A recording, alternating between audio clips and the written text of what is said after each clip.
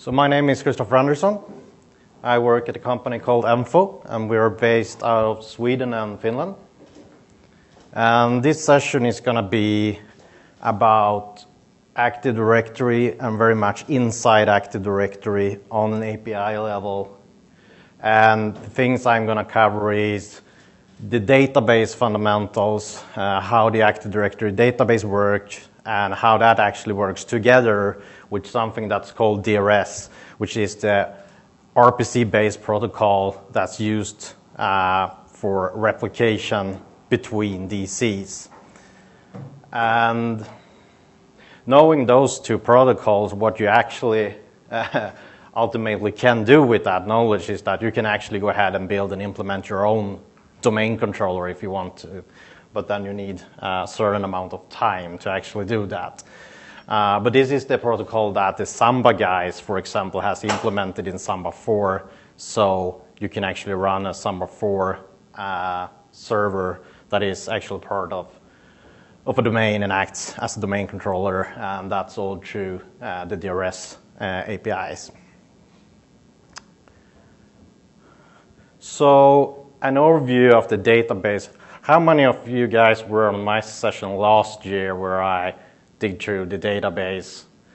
Okay, so this is going to be a little bit of a wrap-up since then, but I'm going to go through it. So the database is stored in NTDSDIT, and it has a few tables.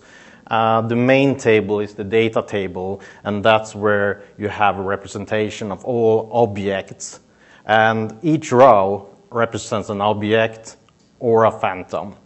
And each column represents an attribute. So that's how that's stored in there. And you have those, this primary index that's called DNT code, which is a number that's given to every row. And you have the PDNT code, which stands for parent distinguished name tag, and that actually builds the hierarchy in the database. And then you have some additional columns. You have a column that's called the link table, and the link table stores the relationship between objects in there and which kind of attribute it is. So if it's a member of a group, for example, you have the link DNT would be pointing to the group object in the data table, and the backlink DNT would point towards the member. And what you also have in here is a very small table that's called the hidden table. The hidden table has some bootstrap information in it, so when the DC starts, it can actually locate itself and its entity settings object inside the data table. And since Windows Server 2003, you also have single instance storage for security descriptors. So in Windows 2000, you store the security descriptor on each row for each object. Nowadays, you only store a reference to a row in the SD table, and the actual security descriptor is stored in the SD value, and then you also have an MD5 hash of that. So when you apply security to the tree, you can just see, okay, do I already have a security descriptor matching this, and then you're gonna link, you're gonna reference that row instead. So looking at the hierarchy, you can see here on a domain that I have, which is called ntdev.corp.com, and you have some OU structure here. What you can see here is also the RDN type, which is if it's a DC, OU, or a common name. So those one represent DC, this will be UI, and that will be CM. So that's how the hierarchy is built up. You have two objects that's not visible through LDAP or anything. That's called not an object and a root object. And the root domain is always placed under this root object, and it has a constant value of 2 for DNT for that. Columns are actually stored, so attributes are stored as columns, and they have this naming scheme where they have a prefix that's ATT, and then you take the attribute syntax and you run it through this function, and you get a letter that represents the syntax for the attribute, and then you have the attribute ID. So that's how you translate those. And this is the name attribute. So I think this view of AD is published on some TechNet article. I think it's called How AD Replication Works, something like that. And I think we're going to focus on here is the REPL part, which is the DRA, the RPC. We're not going to speak so much about SMTP because I don't believe so many people use SMTP for replicating configuration and schema anymore, even though you can do that. Did they ever? I don't know. I haven't run through a single customer, but I guess some have done that. Somebody did once. I remember. Someone told me that somebody did once. Yeah, it was like a unicorn, right? I mean, it's like one of those things that you've heard might exist somewhere in the world. What we're going to do now is that we're going to go a little bit inside AD, and the core functions of AD and the directory services agent is stored inside a single DLL, and that's called NTDS-IE DLL. And it looks pretty much like this, that you have some bootstrapping code, you have the database layer, the DRA is the replication agent, so that spins up the RPC-based interface that makes replication functions available to other DCs, but also they are also used for management. So for example, rep admin goes in there. I don't know if someone has done some programming and used the dscrack names API, for example. Those things reside on NTDS API DLL on every single Windows client that can be domain joined. And there was even a package for Win 95, 98, and NT4 where you can actually bring this functionality down to NT4 and call those functions. And we also have something that's called SAM loopback, and what that is that AD actually calls into Security Account Manager, and this Security Account Manager SAM SRV DLL to check up some constraints that you need to be compliant on SAM objects. You enforce certain things there. So we're going to use WinDBG to break into LSAS and then break into NTDS-IE DLL. And you can do this and you can get a lot of information. There is a specific debugging extension for WinDBG for AD that's called DSX DLL, which you can use to turn on verbose logging, and you can turn on that for certain modules. So you can go in and say that, okay, I want to enable that for the initiation module, or I want to do that for the dsget-nc changes API, and you will get information out written to like a dprint style messages. There is few things you need to be able to do this. You need to have a checked version or debug version of NTDS-IE DLL. So what you have to do is that you have to go into the main controller, you have to remove the ownership from trusted installer on those DLL fields, and you have to replace them with the checked or the debug versions. And you can download those from MSDN. Unfortunately, Microsoft has taken a decision to not release them for Windows Server 2016. So there is no one for 2016 on MSDN. There is for the first initial version of Windows 10, the first release. There is some things up there. And also the debug symbols are needed in order to do this. In order to read everything and read all memory, you will need to start the debugger in kernel mode.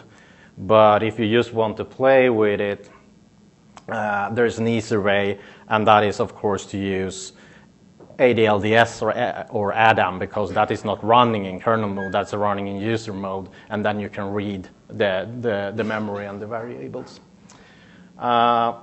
So the bug builds from MSDN and the public symbols are fine, but private symbols are, of course, more fun, because then you can read all the variables. If you add source code to that, then you can, of course, step through the code and you can see exactly what's happening. Christopher, Yep. Do you know what DSX.dll actually does? What facilities does it provide? It's the core directory service. It contains like everything. It contains the database layer. The extensions for the debugger, for Win debugging. Oh, yeah. I'm about to show it now. So,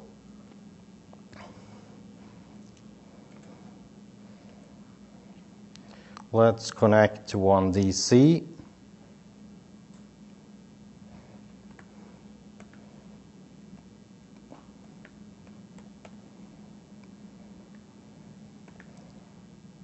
All right, let's do this instead.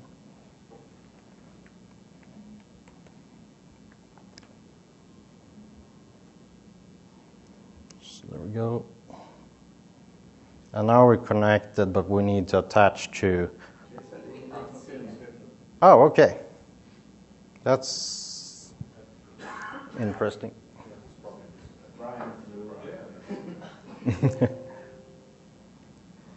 Oh, okay.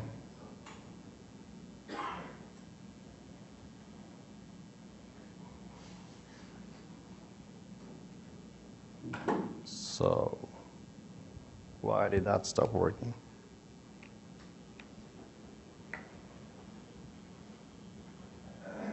No, we're back. Okay. Just disconnecting the cable and yeah. Okay, so WinDBG attaching to LSAS.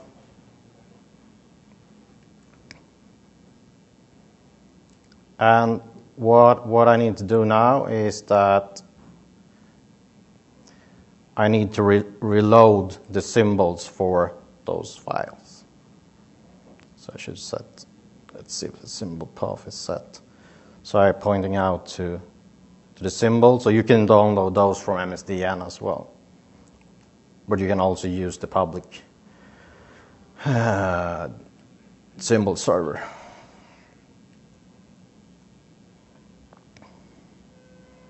So that should be loaded.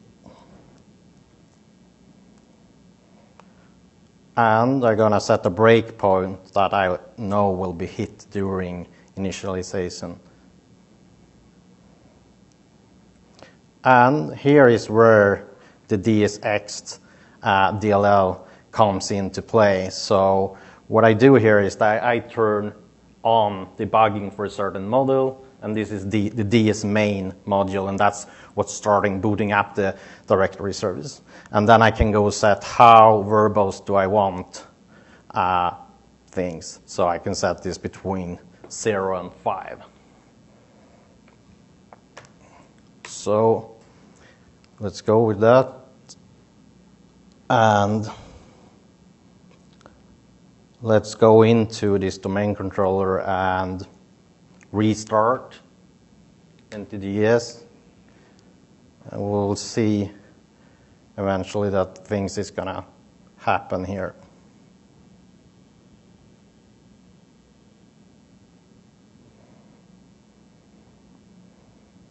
Yeah. So I've now hit the breakpoint, and we can see that here that the 80 is starting up and doing a lot of things like trying to turn off the software-based disk write cache, initializing the DB layer, starting up its task queue, and so on. So there's a lot of things that happen here during boot. But what I want to show is that you can now see that the replication interface is installed and up and running. So now I can start to call into those things. So now the data is ready for replicating with other DCs.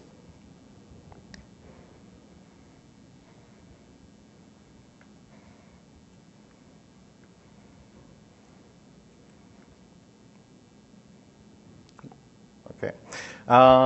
So the DRS interface is ideal interface, and that is a definition language on which describes the interface, and you run this through something that's called the MIDL compiler, and that will actually spin out C code for you. It will translate the definition for this interface, and you can use that to utilize all the available API calls in that interface. And the uses for that is DC to DC, but also management. So rep admin and all these guys is using this.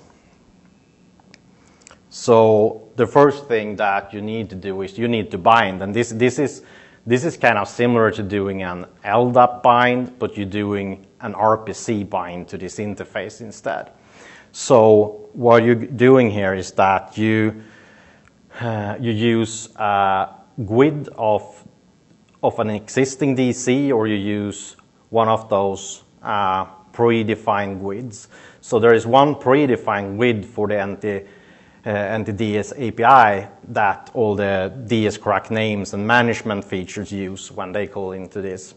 And then there is some fixed GUIDs used for DC promo, when you bind to when the first time you go and replicate down the entire directory doing DC promo.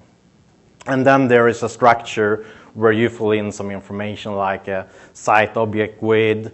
There is something that's called the replication epoch that's used for domain rename. So each time a domain controller goes to domain rename, it increases the replication epoch. And if I'm connecting to DC and I provide a replication epoch that's not matching, then I'm going to be thrown out and I'm not going to be allowed to use the API. And I can set a certain of flags which tells the other DC which kind of features I support. And to have a look at and handle, the easiest way to do that would be to use, let's see, rep admin, and just use /bind. And this is the same field with the extensions that I support. So we can see here, linked value replication is not turned on, for example. So this is what tells another DC that I'm capable of understanding linked value replication. It's not looking at the domain or forest function level. It looks at this. And the same thing goes for the get NC changes API, where you have different versions. And you can see here, do I support ADAM, for example? No, of course I do not, because I'm a regular DC. Do I support recycle bin? So this is how domain controllers negotiate on what they understand.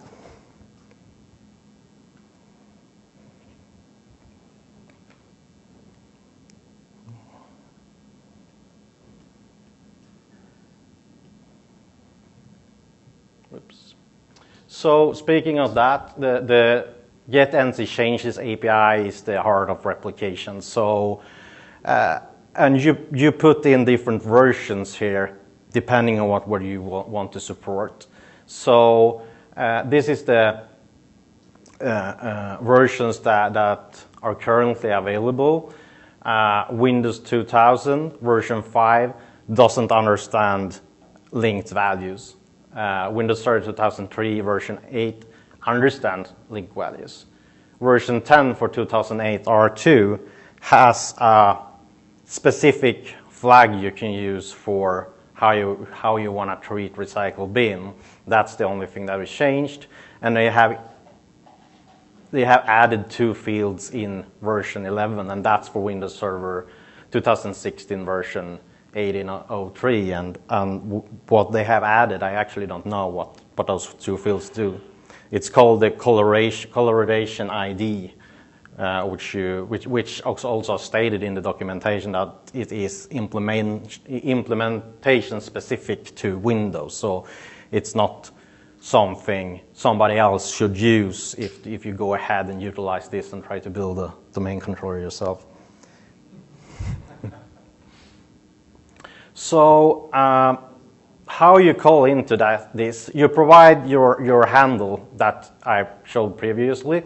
You go in and say which version I'm actually targeting for. So here I'm targeting for the version 10. So in Debian version would be 10 here. And I go and supply certain things here. So the GUID for the DSA, the invocation ID, which NC is it I want to replicate? Do I want to replicate the domain NC, or do I want to replicate the schema or an NDNC? This API is also used to deal with FISMA roles. So you can, there is a field that take extended operations, and that is to deal with FISMA roles, but you can also instruct AD to only replicate a specific object. And for RODCs, they implemented this, that you replicated a specific object with secrets. So you also have 2 parameters where you say how many objects do I want to receive, and what's the max byte of data I can give in a single pass. So this is actually set like this on a DC. So if you have 800 megabytes of memory or less, it's set to 101 megabyte.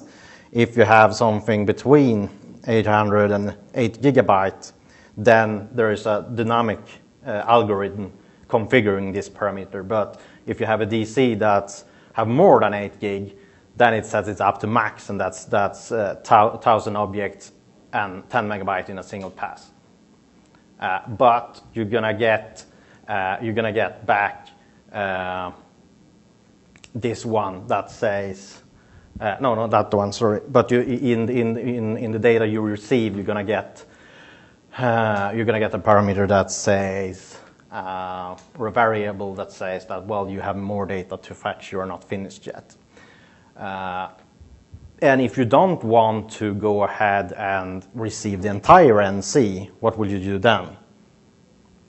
You will go in here with a USM vector saying, I have seen changes up to this, and the result is going to be filtered based on that.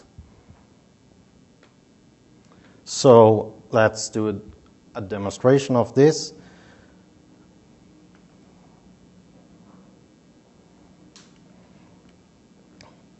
So I need to also show this side. Like break in there, removing the initialization code, adding some other modules, and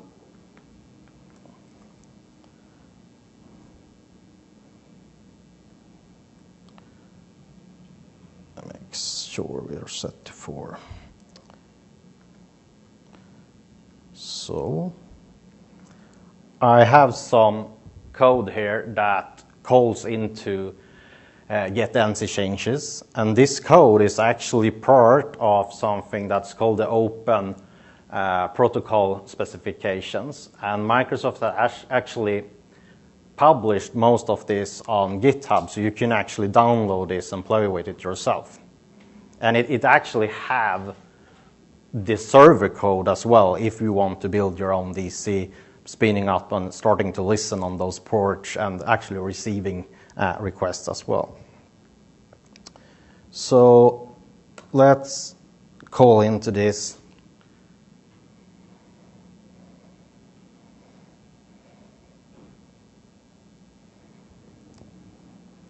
It's going to take a little while. So here I set my extension on what I understand. So I say I understand everything up to Longhorn beta 2. I extend, okay. That's not good.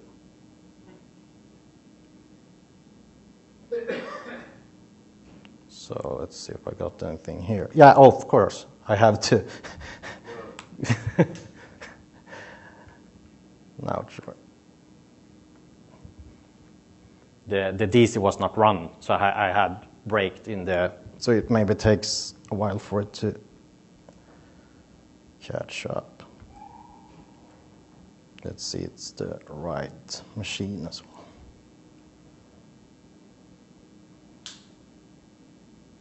No, I'm something completely else. Yeah, I should be right machine.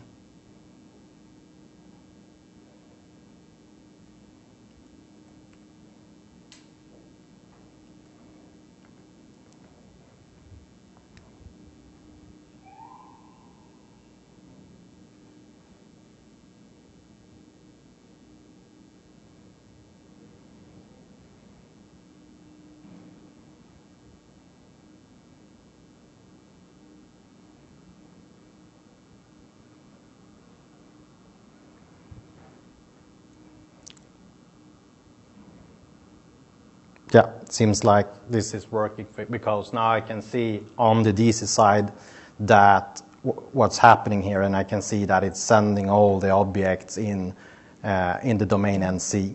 So you can see here that it starts from the root, and then it's sending all NCs. I'm coming back down here now, and I can see I got the version 6 replay. I can go in here and see that I don't have any more data, so I received all the objects in the NC in the first call. And then I have the objects stored in here.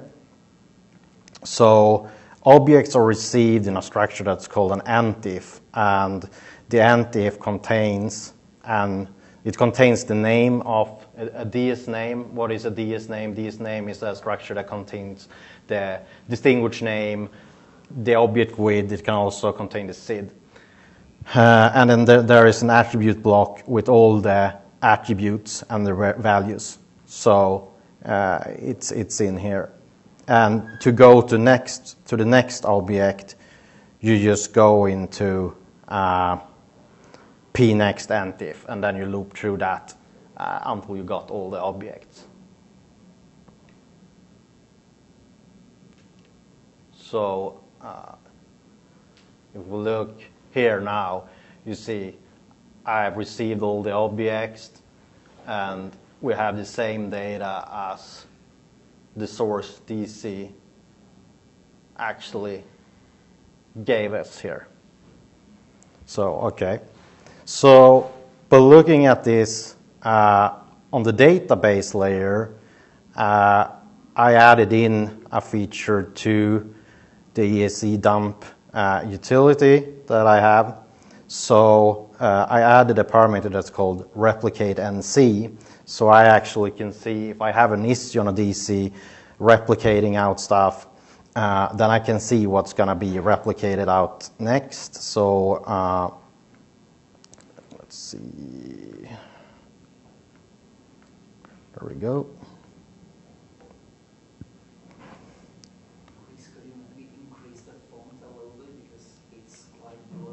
Yeah. Also in the debugger. Yeah, I can try to do it in the. Is this okay, or is it mostly the debugger? Mostly the debugger. Okay. So let that run and see if I can do something about it.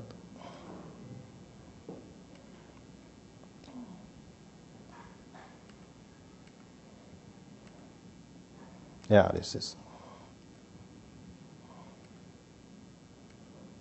So, yeah. So we can see here that we get the same result running this command. And what I did was also that it can take a parameter for a certain USN. So looking at the result here, what we have is We have all the objects, but we also have, let's see if we can come to the beginning of it. So what we have is the NCDNT cool.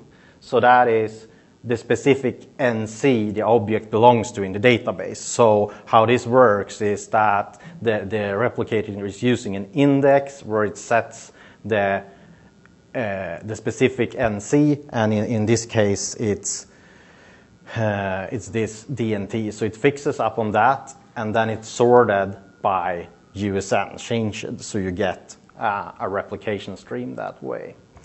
There is something here that doesn't look quite right, and that's the first entry. You can see you don't have the same NCDNT there. You definitely don't have a USN that's following the stream here, and the reason for that is that each NC head belongs to its parent's NC, so this belongs to the root object. So in order to do this, you first have to seek to the NC root, and then you have to set the index, and then you can start enumerate the replication request.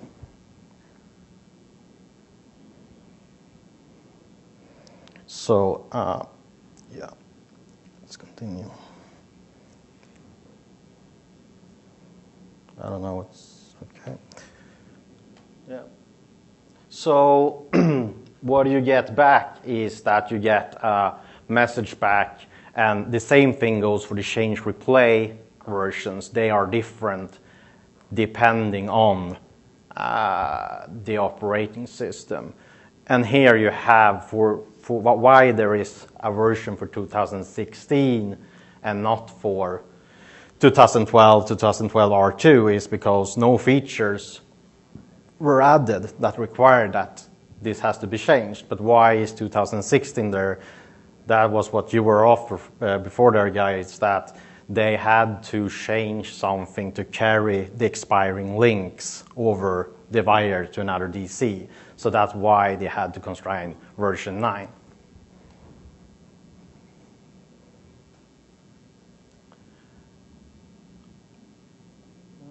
Let's see.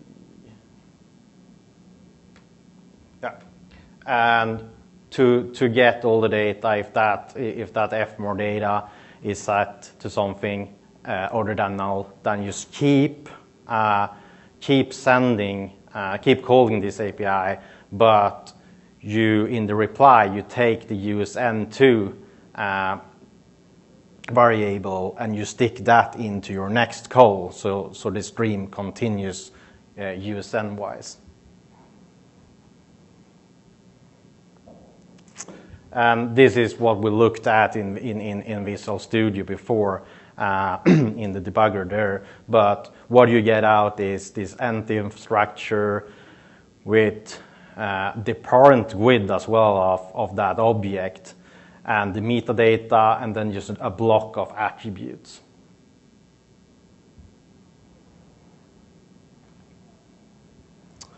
So critical replication. What is that? Does anybody know what critical replication is? What its purpose is?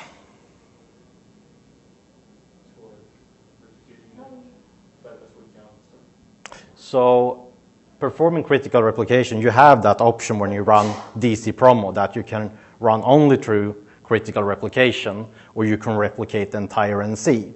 So critical replications replicate objects that are critical to the domain structure or and to the DC itself. So the DC can't initialize without it. For example, security account manager will fail to initialize if you don't have the administrator account there, the guest account, and so on. So this is a way to say that I just want the needed stuff on an initial DC promo. I can replicate the other objects later on. So there is a parameter for that as well I can set. So I can say that, okay, I want to only have those. So if I call into this now, I shouldn't get so many objects back.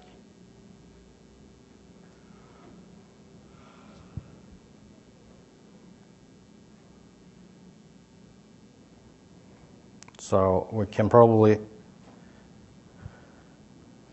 see here now that you can see here it's only things like the domain controller view, the built-in groups, the CaribTGT accounts, everything that Sam cares about. So now I only get 100 objects. So is there another way to do this? Can you go ahead and do this through LDAP, for example?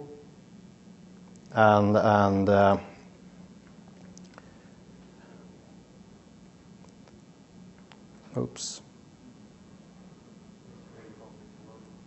So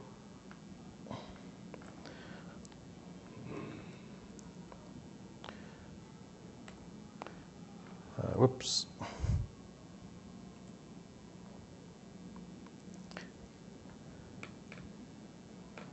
So there is an attribute that's called isCriticalSystemObject, and that can only be set by security account manager. So if you go into LDP or something and you try to do that, you're just going to get this unwilling to perform thing back. So you can't change that from the outside. It doesn't help with the schema devil. No, if you set a schema upgrading process, you still can't affect the things that SAM protects. Right. Yeah. So I get 101 objects here, but calling this, I get only 100 objects, so something is wrong here. And I filter it up on isCriticalSystemObject equals star. So let's say if I go with true, what happens then?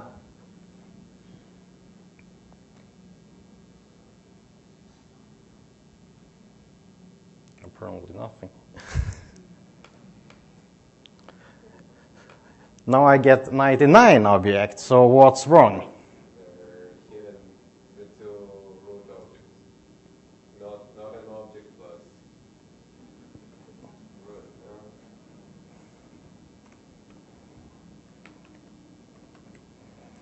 The deleted object container is also a critical system object. So now you get 100 objects over LDAP as well, and you get that matching. And the reason why equals star did receive more things is that someone, for some reason, is setting is critical system object to false on all computer accounts. So if you go home and look in your directory, you're going to see that all computer objects has it equals false. All objects just have it not set. So it is in a wonderful world where you have a boolean that could have three values that could have true, false, or not set. And for some reason it's false just for computer accounts. I don't know why, but that's the way it is.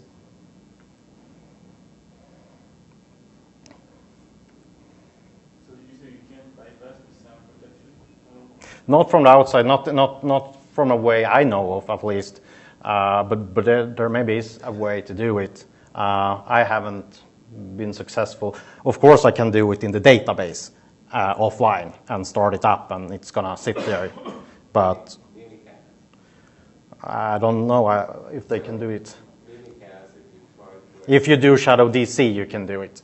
Right, but if you try to do seed history. Seed history is But it disables the SAM object. okay. Interesting. So get changes and REPL volumes, and what is that?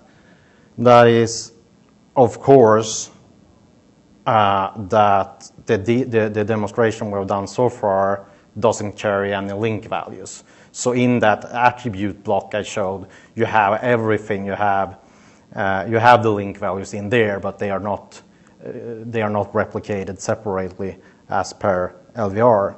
So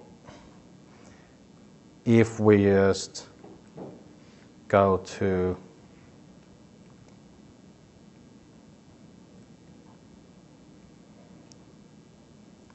under DC,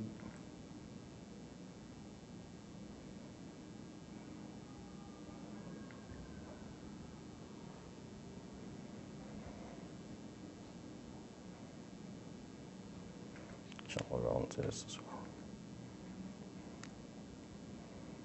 Group.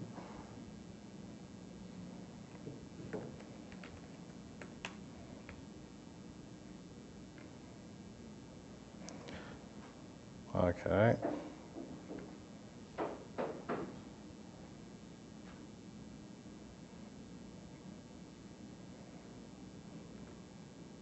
Oh.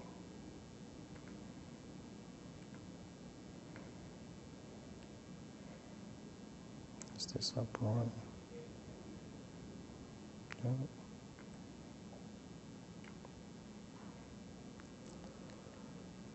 Should work.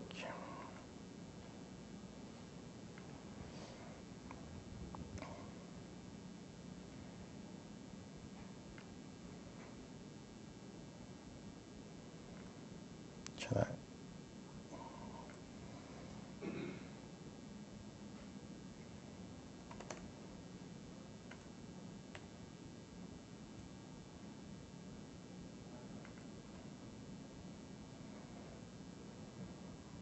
Let's try something.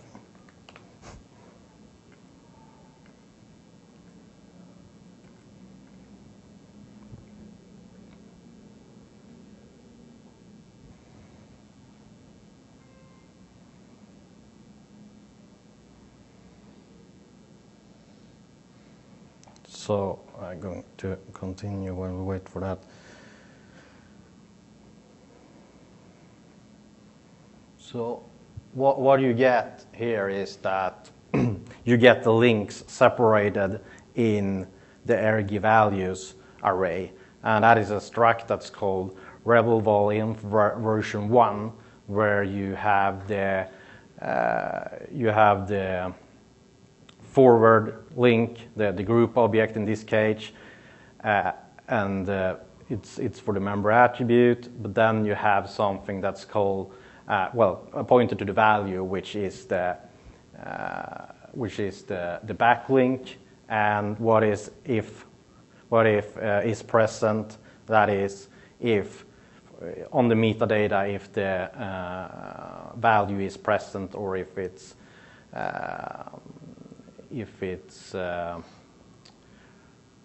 absent.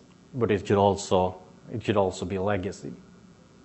So you also have the metadata. You have something here on this version that you don't have the regular metadata, and that's time created, but that's actually in there.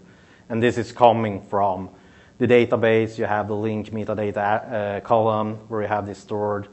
You have the NC here as well, so there's an index in the link table over link NCDNT and use and changed and the forward link, so you can enumerate links that need to be replicated according to USN as well.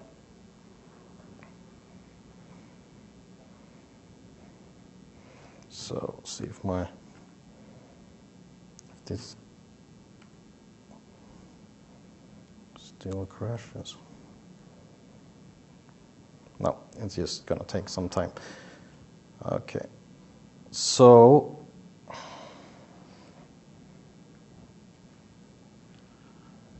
Windows Server 2016 and expiring links, what they changed to be able to support this was that they added an expiration time column to the link table, where you actually have an expiration time. And this looks similar to the previous request. The only changes here is that the arg values array is a REPL volume version 3. And the version 3 also carries a value metadata version 3. And that metadata carries, along with time created, also a time expired value. So that's how it gets shipped from one DC over to another DC and down to the database. And in the database, there is an index over this column, so they very fastly can find expiring links and delete them. But this was what they had to change to replication. We can see that we have array values, and yeah, they look like that. So now that is populated. So what we can do, just let this finished, is if we go ahead and run against 2016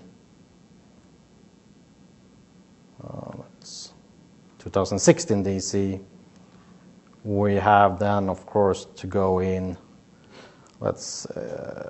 We have to go in and create an expiring link first.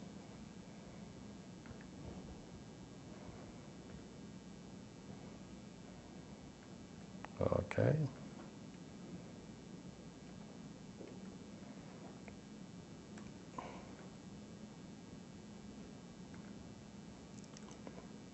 Yep, okay.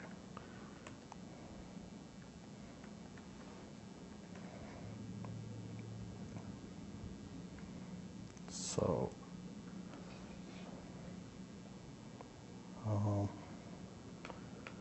LDP.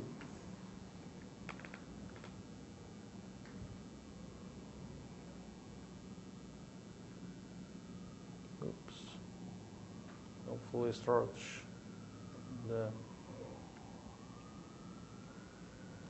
in the background somewhere. There we go. And so let's see, we have a group here. Yes, let's grab a user somewhere. I don't want updates right now. Yeah.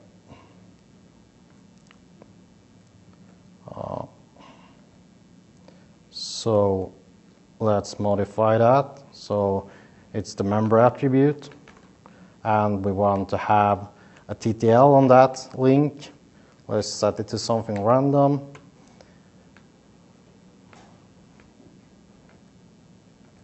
So now we have an expiring link there, and we now go ahead, run this code, which hopefully works.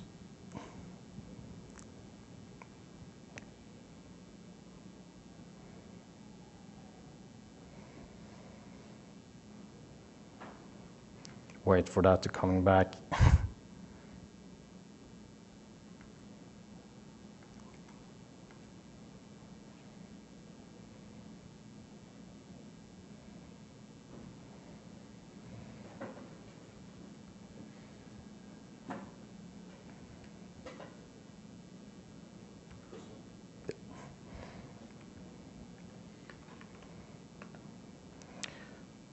So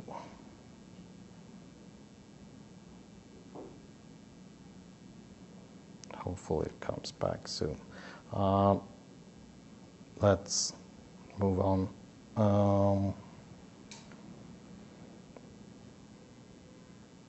Yeah, can this go wrong? Yeah, it can. It can, and I've seen that in productions. I don't think I will be able to do the last demo, but what I actually did there, I spent like 2 hours writing a tool to corrupt the index that's used for this. And the first thing I thought about, well, let's just delete it. And then, of course, the AD just recreated it. Then, okay, let's create a new index with the same name, but change the definition so it's over different columns. And then AD said, well, okay, this index looks obsolete, so you just remove that and recreate the right index. But then I finally figured that it was looking at the number of columns that the index had. So I just choose different columns, but exactly the same number of columns. And then AD couldn't detect that, and replication was then broken. A more realistic scenario, what you see is this. So this is what you see when this index, the DRA USN index, gets corrupted, and your DC can't replicate anymore. So what you usually do here is that you do an offline defrag, and you're usually fine with that. Or you can use my tools to delete the index so it gets appropriately recreated. So now we're back here with the version 9 replay version. And we have array values here, but how are we going to find which one that has the expiring link? I wrote a function for that. I thought there was a function for that at least. Should have been in here. Maybe it was expired before, but should be been that. Someone here should have, but what we can see here in metadata is that we have this structure. Oh, okay, I'm not showing. And if we look at the array values, we can see that you have the new metadata 3 version where you actually have this one time expired. So if I just find the correct one in here, it would have value in there. But that's the difference. So yeah. Conditional breakpoint.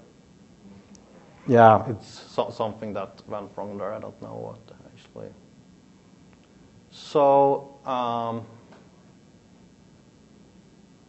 questions, and here is some useful things. The source code I used here to call into this, you can get it from GitHub and from the Windows Protocol Test Suite, and there is a specific package that's called the AD family where you have all this. I would say that it's not so easy to get that to build and compile because you need a lot of stuff for it to do that. An easier version and an easier option is to use Mike's DS internals because he has done the same thing, and his code is, I would say, more easier to play with and actually understand than these protocol documentations. So, and we actually have some real use case for where we use this at Emfo. We use this in our AD health check offering to receive the password hashes, looking at privileged account having weak passwords. We're also looking on service accounts, for example, that haven't changed their password through 2008 DC plus ever, then they don't have AES hashes present and so on. And this is like the only API where you can check on that without going into the database. You can do it separately online. So that's one of the use cases for playing with this that we found. So, yeah, thank you for coming.